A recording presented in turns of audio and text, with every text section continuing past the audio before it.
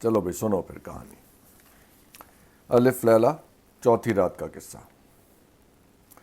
جب چوتھی رات ہوئی تو اس کی بہن یعنی شہرزاد کی بہن نے کہا، اگر تجھے نیند نہ آتی ہو تو اپنی کہانی پوری کر دے۔ اس نے کہا کہ اے نیک بخت بادشاہ، میں نے سنا ہے کہ ماہی گیر نے دیو سے کہا کہ جب تک میں تجھے خود اپنی آنکھ سے اس کے اندر نہ دیکھ لوں ہرگز مجھے یقین نہیں آ سکتا۔ دیو نے اپنے آپ کو جنبش دی اور دھواں بن کر سمندر کے اوپر پھیل گیا، پھر یکجا ہو کر آہستہ آہستہ لٹیا میں داخل ہونے لگا، یہاں تک کہ سارے کا سارا دھواں اس کے اندر سما گیا۔ ماہی گیر فوراً آگے بڑھا اور سیسے کی مہر شدہ ڈاٹ لے کر لٹیا کے منہ پر لگا دی۔ دیو سے پکار کر کہا کہ مانگ کون سی موت مرنا چاہتا ہے؟ خدا کی قسم، میں تجھ کو اس سمندر میں پھینک دوں گا اور یہاں اپنے لیے ایک گھر بناؤں گا اور کسی کو اس جگہ مچھلیاں نہ مارنے دوں گا، اور کہوں گا کہ اس میں ایک دیو ہے، اور جو کوئی اسے نکالے گا اس سے وہ کہے گا کہ مانگ کون سی موت مرنا چاہتا ہے اور کس طرح قتل ہونا چاہتا ہے۔ جب دیو نے ماہی گیر کی باتیں سنی اور اپنے آپ کو بند پایا اور نکلنا چاہا اور نہ نکل سکا، کیونکہ حضرت سلیمان کی مہر اسے نکلنے نہ دیتی تھی، اور اسے یقین ہو گیا کہ ماہی گیر نے مجھے دھوکے سے بند کیا ہے، تو اس نے کہا کہ اے ماہی گیر، میں تو تیرے ساتھ مذاق کرتا تھا۔ ماہی گیر نے کہا، اے سب سے زیادہ ذلیل اور ناپاک اور کمینے دیو، تو جھوٹا ہے۔ اب ماہی گیر لٹیا کو لے کر سمندر کی طرف بڑھا تو دیو نے کہا کہ ہائے ہائے، تو یہ کیا کرتا ہے؟ ماہی گیر نے کہا کہ ہاں ہاں۔ وہ خبیث گڑ گڑانے لگا اور خوشامد کرنے لگا، اور اس نے کہا، اے ماہی گیر، تو میرے ساتھ کیا کرنا چاہتا ہے؟ اس نے کہا، میں تجھے سمندر میں پھینک دوں گا، اور اگر تو 1800 سال اس میں رہے تو میں تجھے رہنے دوں گا، یہاں تک کہ قیامت آ جائے۔ اب میں تجھ سے ہرگز نہ کہوں گا کہ مجھے زندہ رہنے دے، خدا تجھے سلامت رکھے اور مجھے قتل نہ کرنا، کہیں ایسا نہ ہو کہ خدا تجھے قتل کر ڈالے اور تو میری بات نہ مانے اور میرے ساتھ بے وفائی کرے۔ اب خدا نے مجھے تیرے اوپر قابو دیا ہے اور اب میں تیرے ساتھ بے وفائی کرتا ہوں۔ دیو نے کہا کہ اگر تو مجھے کھول دے تو میں تیرے ساتھ بھلائی کروں گا۔ ماہی گیر نے کہا کہ تو جھوٹا ہے۔ اے مردود، میری اور تیری مثال ایسی ہے جیسے یونان بادشاہ کے وزیر اور دوبان حکیم کی۔ دیو نے کہا کہ یونان بادشاہ کا وزیر اور دوبان حکیم کون ہے؟ ان کا کیا قصہ ہے؟ یونان بادشاہ کے وزیر کی کہانی۔ ماہی گیر نے کہا کہ اے دیو سن، اگلے زمانے میں فارس اور روم کے ایک بادشاہ تھا، اس کا نام تھا یونان۔ اس کے پاس بے حد مال و دولت اور لاؤ لشکر تھا، وہ بڑے دبدبے والا تھا اور اس کے خراج گزار بہت سارے تھے، لیکن اسے کوڑ کی بیماری تھی اور حکیم اور طبیب اس کے علاج سے عاجز آ چکے تھے۔ وہ بہت سی دواؤں اور سفوف اور مالشوں کا استعمال کر چکا تھا، لیکن کسی سے فائدہ نہ ہوا اور کوئی طبیب اسے اچھا نہ کر سکا۔ ایک بار یونان بادشاہ کے دارالسلطنت میں ایک بڑا اور بوڑھا حکیم آیا، اس کا نام دوبان حکیم تھا۔ اس نے یونانی، فارسی، رومی، عربی اور سریانی کتابوں کا مطالعہ کیا تھا، اور طب اور نجوم اور ان کے اصول و قواعد میں بڑا ماہر تھا، اور ان کے نفع و نقصان سے بخوبی واقف تھا، اور مفید اور مضر نباتات اور جڑی بوٹیوں کی پہچان میں بڑی دسترس رکھتا تھا۔ فلسفی تھا اور طباعت وغیرہ کے ہر پہلو سے واقف۔ جب یہ حکیم شہر میں آیا اور کچھ دنوں وہاں رہا تو اس نے سنا کہ بادشاہ کو کوڑ کی بیماری ہے اور سارے حکیم اور طبیب اس کے علاج سے عاجز آ چکے ہیں۔ جب حکیم کو اس کی خبر پہنچی تو وہ رات بھر سوچتا رہا، اور جب صبح ہوئی اور روشنی پھیلی تو اس نے اپنے بہترین کپڑے پہنے اور یونان بادشاہ کے پاس پہنچا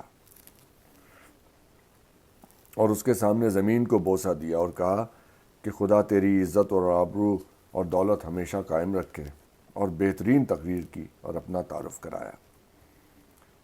اس کے بعد کہا کہ بادشاہ سلامت، مجھے معلوم ہوا ہے کہ آپ کے بدن میں کوئی مرض ہے اور بہت سے طبیب اس کے دور کرنے سے عاجز آ گئے ہیں۔ اب میں آپ کا علاج کرنا چاہتا ہوں، بغیر اس کے کہ کوئی دوا پلاؤں یا مالش کروں۔ جب یونان بادشاہ نے یہ سنا تو اسے تعجب ہوا اور اس نے پوچھا کہ آخر پھر کس طرح علاج ہوگا؟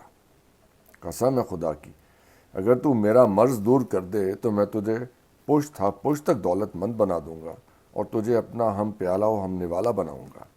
پھر بادشاہ نے اسے خلعت عطا کیا اور اسے انعام و اکرام سے سرفراز کیا اور اس سے کہا کہ کیا تو مجھے بے دوا اور بے مالش اچھا کر دے گا؟ اس نے جواب دیا کہ جی ہاں۔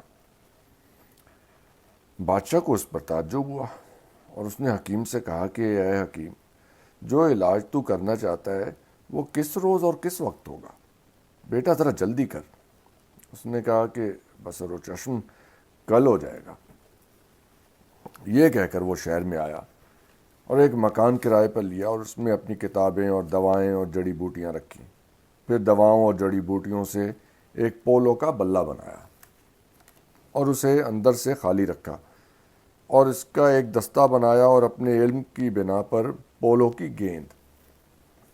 جب وہ سب چیزیں بنا چکا تو دوسرے روز بادشاہ کی خدمت میں حاضر ہوا اور دربار میں پہنچ کر اس کے سامنے زمین کو بوسہ دیا اور کہا کہ آپ سوار ہو کر میدان میں نکلیے اور اس گیند اور بلے سے پولو کھیلیے۔ بادشاہ کے ساتھ ساتھ سارے امراء اور وزراء اور شرفاء ہو لیے۔ یوں ہی یہ سب میدان میں جمع ہوئے تو دوبان حکیم وہاں پہنچا اور بادشاہ کو بلہ دے کر کہنے لگا کہ اسے اس طرح پکڑیے اور میدان میں بڑھیے اور ہاتھوں کو خوب جھونک دے کر گیند پر بلہ ماریے، یہاں تک کہ آپ کے ہاتھ اور سارا بدن پسینے پسینے ہو جائے۔ اس طرح سے دوا ہتھیلیوں میں سے ہو کر جسم میں سرایت کر جائے گی۔ جب آپ کھیل چکیں اور دوا سرایت کر چکی ہو تو اپنے محل میں واپس جائیے اور حمام میں جا کر نہائیے اور سو رہیے، بس آپ اچھے ہو جائیں گے۔ یہ سن کر یونان بادشاہ نے حکیم کے ہاتھ سے بلہ لے لیا اور اسے اپنے ہاتھوں میں خوب زور سے پکڑا اور گھوڑے پر سوار ہوا اور گیند کو اپنے آگے پھینکا اور خود اس کے پیچھے دوڑا اور پاس پہنچ کر اسے زور سے مارا اور بلے کو مضبوط پکڑے رہا۔ اس طرح وہ گیند کو مارتا اور اس کے پیچھے دوڑتا اور پھر مارتا جاتا تھا، یہاں تک کہ دونوں ہتھیلیاں اور سارا بدن پسینے پسینے ہو گیا اور دوا دستے میں ہو کر سرایت کر گئی۔ جب دوبان حکیم کو یقین آ گیا کہ دوا سارے بدن میں سرایت کر چکی ہے تو اس نے کہا کہ اب آپ محل میں تشریف لے جائیے اور فوراً حمام کیجیے۔ یونان بادشاہ فوراً واپس گیا اور حکم دیا کہ اس کے لیے حمام خالی کیا جائے۔ جب حمام خالی ہو چکا تو فراشوں نے اس میں فوراً فرش بچھایا اور غلام حاضر ہوئے اور کپڑے لائے۔ بادشاہ حمام میں داخل ہوا اور دل کھول کر نہایا اور وہیں حمام کے اندر کپڑے بدلے اور وہاں سے نکلا اور گھوڑے پر سوار ہو کر اپنے محل میں آیا اور سو گیا۔ یہ تو بادشاہ کا حال ہوا۔ اب دوبان حکیم کا ماجرا سنیے۔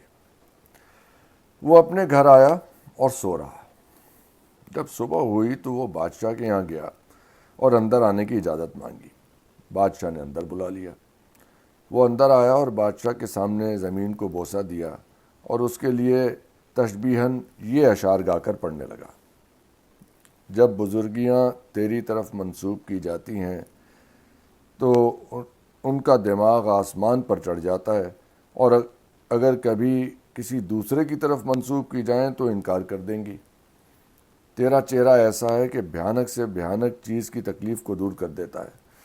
خدا کرے کہ تیرا چہرہ ہمیشہ 14ویں رات کے چاند کی طرح چمکتا رہے، خواہ زمانے کا چہرہ کتنا ہی غضبناک کیوں نہ ہو۔ تو نے اپنے فضل و کرم سے مجھ پر وہ احسان کیے ہیں جو بادل پہاڑیوں کے ساتھ کرتے ہیں۔ تو نے اپنا مال نیکی کرنے میں اس قدر خرچ کیا ہے کہ بالآخر تو بلندی کے اعلیٰ زینے پر پہنچ گیا ہے۔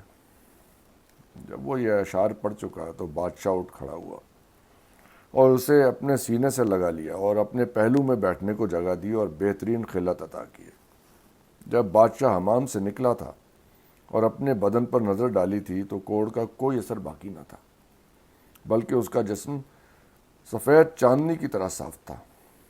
بادشاہ اس پر خوشی کے مارے پھولا نہ سمایا اور اس کے دل کو بڑی خوشی ہوئی۔ جب صبح ہوئی اور وہ دربار میں آیا اور تخت پر بیٹھا تو وزیر اور ملک کے شرفاء ادھر ادھر کھڑے ہوئے اور دوبان حکیم داخل ہوا۔ جب بادشاہ نے اسے دیکھا تو فوراً اٹھ کھڑا ہوا اور اسے اپنے پہلو میں بٹھایا اور عمدہ کھانے لائے گئے اور اسے اپنے ساتھ کھلایا اور دن بھر اسے اپنی ہمراہی میں رکھا۔ جب رات ہونے کو آئی تو اس نے دوبان حکیم کو 2000 دینار دیے اور بہت سے خلعت، اس کے علاوہ اور بھی بہت سا انعام و اکرام کیا اور اس کو اپنا خاص گھوڑا سواری کے لیے دیا اور وہ اپنے گھر واپس گیا۔ یونان بادشاہ اس کے اس علاج پر سخت تعجب کرتا اور کہتا کہ اس شخص نے میرا علاج بیرونی طریقے سے کیا اور تیل سے مالش تک نہ کی۔ خدا کی قسم، یہ بڑی حکمت کا کام ہے۔ ایسے شخص کے ساتھ جتنا انعام و اکرام کیا جائے کم ہے۔ بادشاہ نے اسے اپنا رفیق اور دوست بنا لیا۔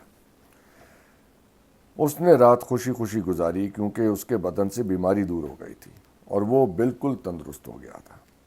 جب صبح ہوئی تو یونان بادشاہ باہر نکلا اور شاہی کرسی پر بیٹھا اور ملک کے رؤساء دست بدست کھڑے ہوئے اور وزراء اور امراء اس کے دائیں بائیں بیٹھے۔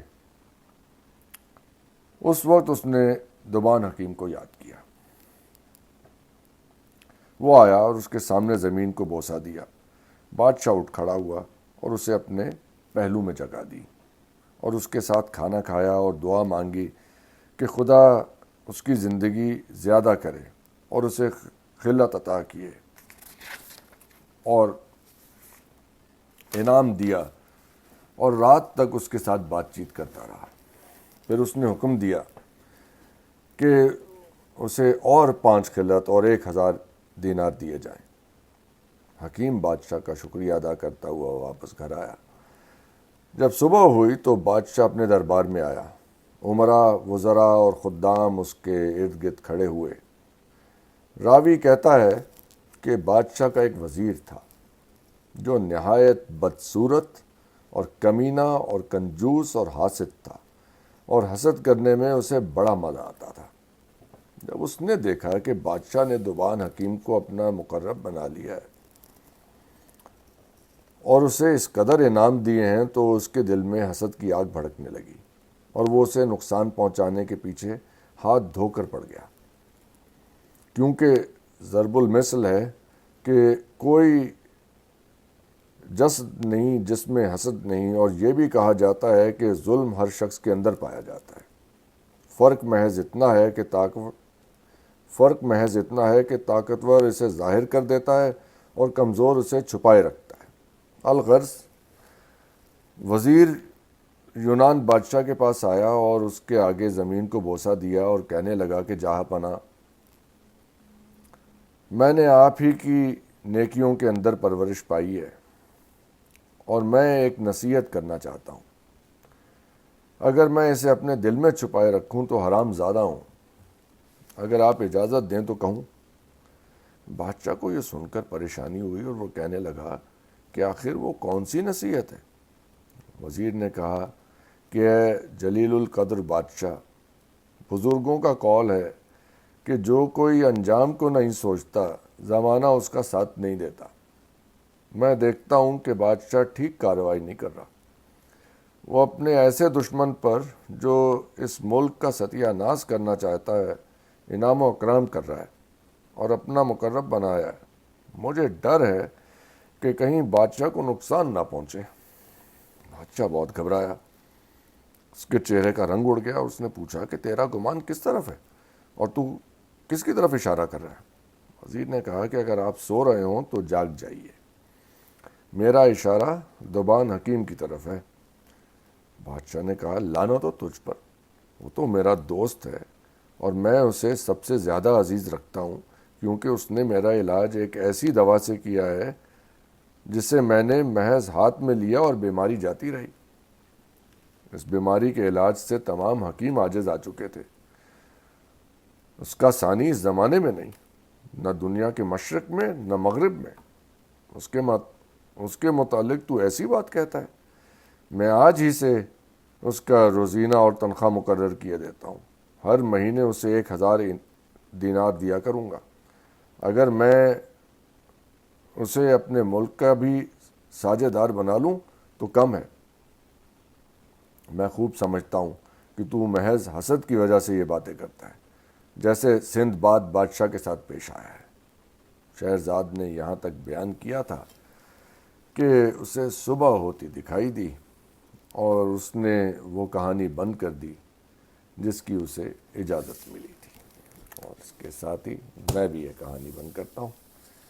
کل انشاءاللہ پھر اگلی رات کا قصہ